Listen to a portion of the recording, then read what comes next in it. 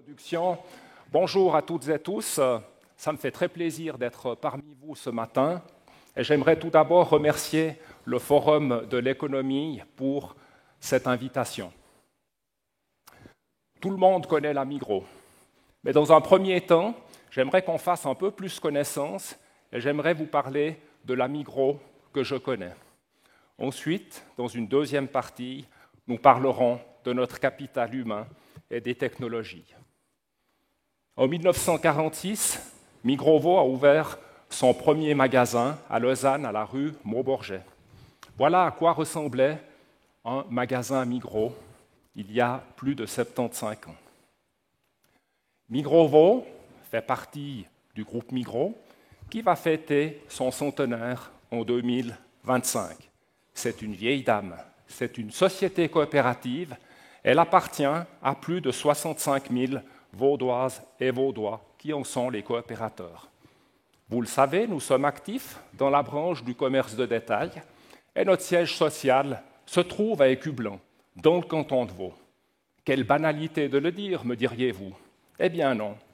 Il n'y a plus que 2 acteurs majeurs du commerce de détail qui ont leur siège social dans le canton de Vaud. Je salue la maison Anigros, qui elle aussi est dans le canton de Vaud, à Chavannes. Vous pourrez me dire, pourquoi pas à Zurich? Pourquoi pas à Bâle? On l'a vu dans la crise Covid. L'état-major cantonal de conduite, nos autorités, les syndics étaient tout heureux d'avoir une entreprise où le siège et le centre décisionnel se trouvaient à proximité. L'année dernière, 29,4 millions de passages en caisse, avec un panier d'achat moyen de l'ordre de 36 francs, nous a permis de réaliser un chiffre d'affaires de 1,1 milliard. Ainsi, nous consolidons notre position de numéro 1 dans le canton et nous restons l'enseigne préférée de la population vaudoise. Le commerce de détail, chez nous, c'est 2 axes stratégiques bien spécifiques. Le premier, le commerce de détail alimentaire et food service, il représente plus de 91% de notre chiffre d'affaires. Il s'adosse sur un réseau de supermarchés, 57 magasins dans différents formats, 5 3M, les Français diraient des hyper, des petits hyper, puisqu'ils vont de 3 500 à 6 700 mètres carrés et sont souvent intégrés dans des centres commerciaux d'importance régionale. 17 magasins 2M de 1500 à 2500 mètres carrés de surface de vente dans des villes à Rolle, à Morges, à Bussigny, à Renan, au Métropole Centre, à Montreux, au Forum. Et 35 magasins de proximité répartis un peu partout dans le canton, des surfaces 250 mètres carrés pour le mignon petit magasin de la Harpe à Lausanne jusqu'à 1000 mètres carrés. Nous voulons, avec ce réseau, être proches des gens, à côté des Vaudoises et des Vaudois. Cette proximité, elle se fait par un réseau physique, avec du personnel dans le magasin, pas des avatars, des vraies personnes, mais elle est aussi technologique. Probablement, vous avez tous votre smartphone à proximité, dans votre sac à main, dans votre poche. Et je suis sûr que vous êtes nombreux à avoir l'application Migros sur votre téléphone. Ainsi, cette proximité, elle est également technologique. Nous disposons aussi dans notre réseau de 12 Migros partenaires en franchise, également un magasin de liquidation outlet. Peut-être moins connu, nous sommes dans ce domaine un acteur de la gastronomie, avec 25 points de restauration qui vont du petit bar à café au restaurant de 450 places assises, je pense par exemple à celui de Crissier. Avec cet axe stratégique, nous couvrons 2 domaines de besoins. Le premier, nourriture et saveur. Le second, santé et bien-être. Le deuxième axe, c'est le commerce de détail non alimentaire. Il représente un peu plus de 5% de notre chiffre d'affaires. Il s'adosse sur 14 marchés spécialisés, no-line. Ils sont tous physiques, mais également virtuels, avec les marques Hobby, Melectronics, Sportix, Bike World, Do It Garden, Mikasa, Mikasa Home. Ces magasins, vous les trouvez physiquement en stand-alone ou parfois en shop-in-shop intégrés dans les supermarchés. Ces magasins couvrent 2 domaines de besoins, style de vie et habitat, santé et bien-être. Vous connaissez en dessus d'Aubonne probablement le Signal de Bougie qui a fêté son 50e anniversaire l'année dernière. Il fait partie de l'engagement sociétal de Migros. Et nous avons un certain nombre de prestations de services qui sont en lien avec nos activités immobilières. Nous avons un parc immobilier en propre assez important. Avec ces 2 activités stratégiques, commerce de détail, on voit là un écosystème omnicanal où les magasins physiques et en ligne se complètent. Mon avis personnel, s'agissant du commerce de détail alimentaire et food service, j'ai l'intime conviction pour la Suisse que le réseau physique reste un incontournable. Le digital vient proposer des services additionnels, des offres complémentaires en plus de ce que vous trouvez sur le réseau physique. J'apporte encore une précision, je compare souvent le commerce de détail avec un iceberg dont la partie émergente est visible, c'est le magasin. C'est cette partie qui est connue par un large public. Dans les coulisses, nous exerçons une multitude de métiers liés aux produits, à la gestion des assortiments, à la logistique, au transport, à l'immobilier, aux technologies, à l'administration en général. La diversité de nos métiers est le reflet de la diversité de nos activités. Ainsi, nous couvrons plus de 48 familles de métiers. Ça représente quand même 254 métiers différents. Notre personnel, à la fin de l'année dernière, nous avions 3286 collaboratrices et collaborateurs, ce qui représente 2477 équivalents temps plein, dont 174 apprentis. Nos collaborateurs sont de 74 nationalités différentes, 37% sont des étrangers, 62% sont des femmes. Le temps partiel couvre plus de la moitié des emplois. La fidélité à l'entreprise est forte, l'ancienneté moyenne est de 12 ans. Nous avons plus de 200 collaboratrices et collaborateurs qui ont déjà atteint ou dépassé les 30 années de service.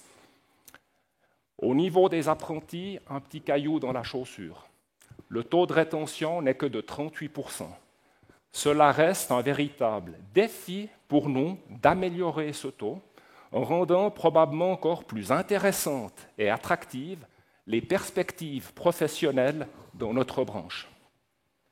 De manière transverse, le client d'une part, le collaborateur d'une autre, sont au cœur de nos réflexions. Ainsi, nous portons exactement la même attention à l'expérience client qu'à l'expérience collaborateur. L'une et l'autre sont étroitement liées.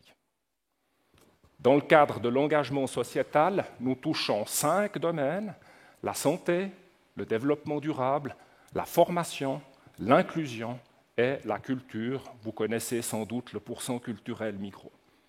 Dans ce contexte que je viens de présenter, 2 défis majeurs. Excusez-moi, mesdames et messieurs, d'enfoncer une porte ouverte. La forte demande pour de nouvelles fonctions et la pénurie de main-d'œuvre qualifiée. Deuxièmement, la forte attrition du personnel à moyen terme avec le départ prochain en retraite des baby-boomers. Sur ce thème, je suis déjà impatient d'écouter les prochains orateurs s'exprimer. J'aime beaucoup cette image, elle représente vraiment qui nous sommes, des êtres humains, des hommes et des femmes, ici, qui font la fête ensemble, mais qui sont au service de la population. Un de mes illustres prédécesseurs, Benjamin Allaire, directeur de Migros Vaud de 1963 à 1993, disait, je le cite, « La Migros, c'est une affaire d'hommes dans le sens humain du terme.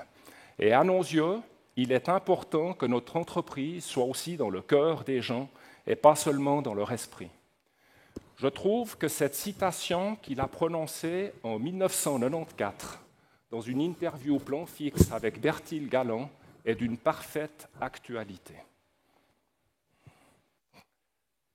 La raison d'être du groupe Migros à l'horizon 2025 répond à la question suivante. À quoi aspirons-nous jour après jour? Pourquoi est-ce que je me suis réveillé ce matin? nous nous engageons au quotidien avec passion pour la qualité de vie de la population et pour la société. C'est une orientation commune et cette raison d'être donne le ton de ce qui est important à nos yeux. L'humain, individuellement et collectivement, occupe la place centrale. Il s'agit donc, bien sûr, comme pour tout responsable d'entreprise, de rester très focus sur les facteurs stratégiques de succès, mais dans le même temps, de raisonner avec notre cœur, notre humanité, notre empathie, et avec une attitude positive, afin de jour après jour rendre la vie meilleure et plus facile pour toutes et tous. À mon avis, ces aptitudes humaines sont immuables et ne s'effaceront pas face au tout numérique. Au contraire, dans l'environnement de crise que nous traversons, elles doivent être renforcées. On l'a vu, qu'il s'agisse de la plus grande crise sanitaire connue depuis 50 ans, de la crise climatique, ou encore de l'extraordinaire instabilité géopolitique avec la guerre en Europe et les tensions entre la Chine et les États-Unis, sans oublier la crise énergétique et l'inflation, sa durée, son intensité. Cet environnement chrysogène et hostile s'impose à vous, à moi, à tous les chefs d'entreprise. Il s'agit donc pour nous de l'intégrer et, si possible, garder de la hauteur en sachant que le facteur humain jouera un rôle central. Je vous dis cela ce matin en toute humilité et connaissance de cause de la complexité que cela représente pour nous toutes et tous. Si mon petit-fils, Lenny, du haut de ses 7 ans, me demande « Grand-papa, à quoi ressemblera le supermarché de demain ?» Je lui répondrai sans hésitation « Le supermarché ressemblera à ce que nous sommes. » C'est pourquoi il est et restera toujours le reflet de notre culture. Par conséquent, le supermarché de demain, il ne ressemblera pas du tout au magasin de mon enfance. C'était un modèle de magasin libre-service conçu dans les années 60. Il était moyen, uniforme. Il a été aussi imaginé au moment de la démocratisation de la consommation de masse. Ce magasin-là a disparu et va disparaître gentiment. Le fil rouge, on le voyait, de l'abondance et du prix. Les caisses ressemblaient à de grosses calculatrices. Les articles étaient présentés dans des filets, libre-service, prêts à l'emporter.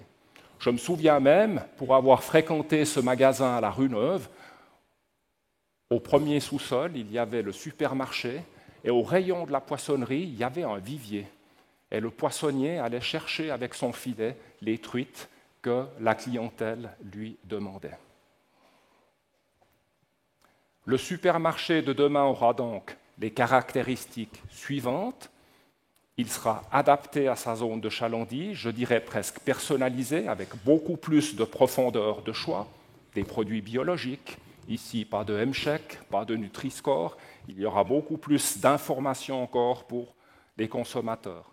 Ce sera un magasin multispécialiste. Pour rester leader, il faut être reconnu comme le spécialiste dans chacune des catégories. Un exemple, dans la catégorie boulangerie-pâtisserie, on est comparé avec les spécialistes. Il en est de même pour la catégorie des produits carnés, la poissonnerie, la fromagerie, la laiterie et bien entendu les fruits et légumes. Il sera omnicanal, le digital doit améliorer l'expérience client et le magasin reste un support pour le digital. Super, mais mon petit-fils n'est pas dupe. Il me rétorquera sans doute « et les caisses automatiques dans les magasins ?» Elles existent déjà. Et n'est-il pas déjà question de tests avec des magasins autonomes et d'automatisation dans vos grands centres de logistique? Oui, aussi, c'est juste. La technologie fait sens lorsqu'elle apporte une véritable plus-value. Par exemple, pour le client, avant, pendant et après son acte d'achat. Pour notre personnel, pour plus de confort et d'ergonomie des postes de travail, notamment en réduisant, voire en supprimant la pénibilité de certaines activités. Pour une meilleure gestion de nos produits, en particulier dans le secteur ultra frais et frais, et aider ainsi à la lutte contre le gaspillage alimentaire avec l'appui de l'intelligence artificielle pour le pilotage de nos stocks, mais aussi pour consolider notre avantage concurrentiel, pérenniser les résultats de l'entreprise et nous permettre ainsi de réinvestir régulièrement dans notre outil de travail. Enfin, à mes yeux, la technologie, elle est dans le même temps au service de l'entreprise et du corps social qui la compose. Et je crois que cela est particulièrement vrai et important pour une société coopérative telle que la nôtre, Migrovo. Je l'ai dit, nos collaboratrices et collaborateurs sont au centre de nos préoccupations. Pour faire face à cette transformation technologique, Migros a très récemment élaboré un nouveau modèle de compétences qui repose essentiellement sur des compétences relationnelles et collaboratives. Les technologies ne font pas disparaître les métiers, elles les transforment en faveur de l'interaction et de l'intelligence collective. À mon avis, encore une fois, s'agissant du commerce de détail alimentaire et food service, cette transformation sera moins radicale qu'on le dit, qu'on le lit dans la presse spécialisée, mais probablement plus importante que les anciens de la branche ne le pensent. Au niveau de nos exigences, nous orientons notre stratégie ressources humaines sur les thèmes qui valorisent et développent les soft skills. En parallèle, l'excellence opérationnelle RH est requise. Il faut beaucoup d'application, de rigueur et de discipline dans cette spécialité. Premier thème, le développement et la gestion sociale. Nous voulons favoriser une approche centralisée, analytique, afin de toujours avoir une meilleure connaissance de notre personnel et de nos cadres. Nous voulons identifier le plus en amont possible les déficits de compétences, les lacunes en relève, les besoins en formation. Nous voulons former et accompagner le management à l'utilisation de données centralisées. L'objectif est toujours l'amélioration de la performance collective. Enfin, favoriser et encourager cette mobilité interne. Deuxième grand thème, le leadership. Instaurer un climat de confiance pour favoriser la prise d'initiative, la créativité et l'innovation. Soutenir le management de proximité qui assure le relais de la stratégie auprès des équipes dans le terrain. Ici, au niveau du groupe Migros, nous avons depuis 15 mois lancé une initiative, Leadership Initiative, pour une formation de cadres à haut potentiel. Et bien sûr, nous collaborons avec l'Université de Saint-Gall, les équipes du professeur Wolfgang Jenneisen, qui travaille lui-même aussi avec Madame la professeure Katharina Régé de l'Université de Lausanne. Avec la diversité et l'inclusion, nous voulons élargir au plus grand nombre possible de profils et de compétences disponibles.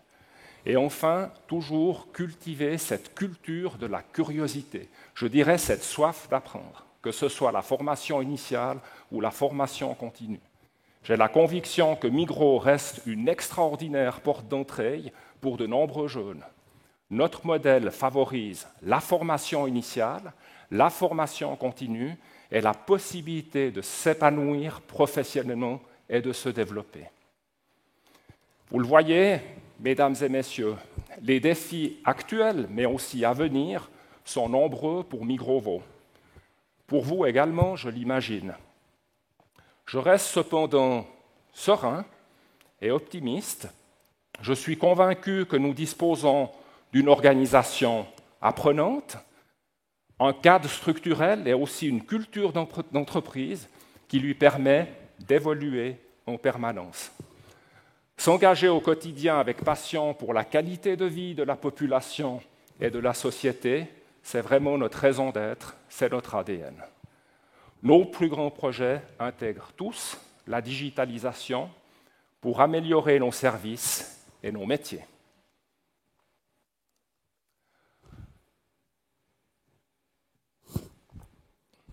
Quant à mon petit-fils, Lenny, et ses copains d'école, je passe de 2030 à 2040, ils auront 25 ans en 2040.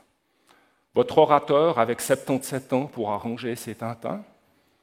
Le canton de Vaud comptera une population d'1 million d'habitants. Je dirais à Lenny que le monde s'accélère est que les délais de préavis sont toujours plus courts. À mes yeux, il ne s'agit pas de révolution. Ce sont des évolutions technologiques successives, très rapides, avec des intervalles courts et rapprochés. Le facteur humain, l'agilité, la capacité au changement, l'intelligence émotionnelle, l'écoute active, la bienveillance gardera toujours un rôle central. Les technologies doivent servir le bien commun dans le sens du bien-être social et de la prospérité économique. Elles sont là pour améliorer nos vies et sans doute pas pour nous en proposer une nouvelle. Je vous remercie de m'avoir écouté.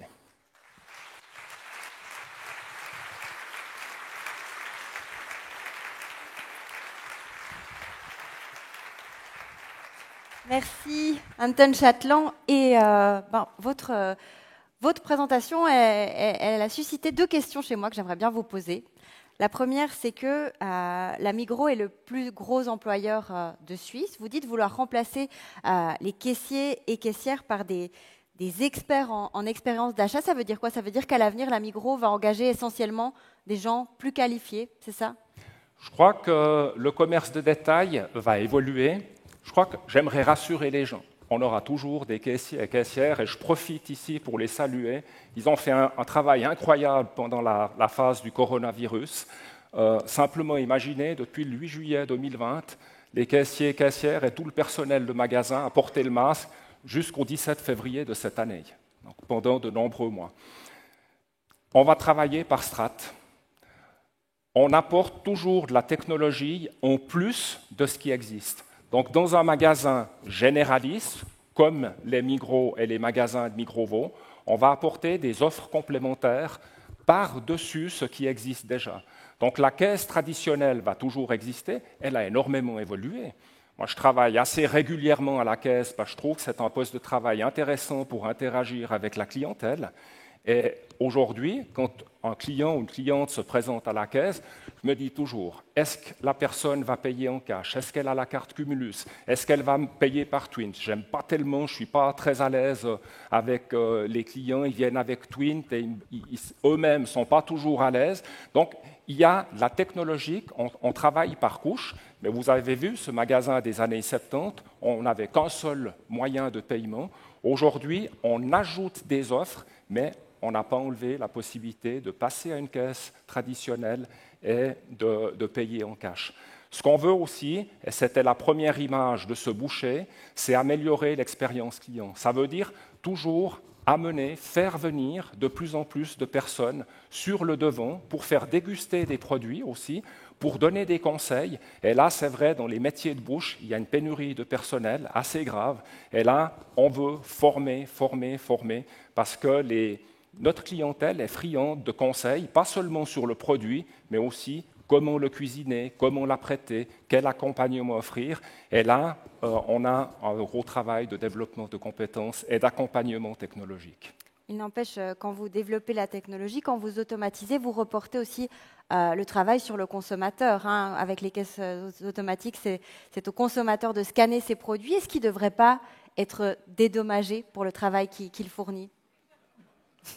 On peut, pourquoi pas? Je crois que ce qui est important, c'est de ne pas imposer quelque chose.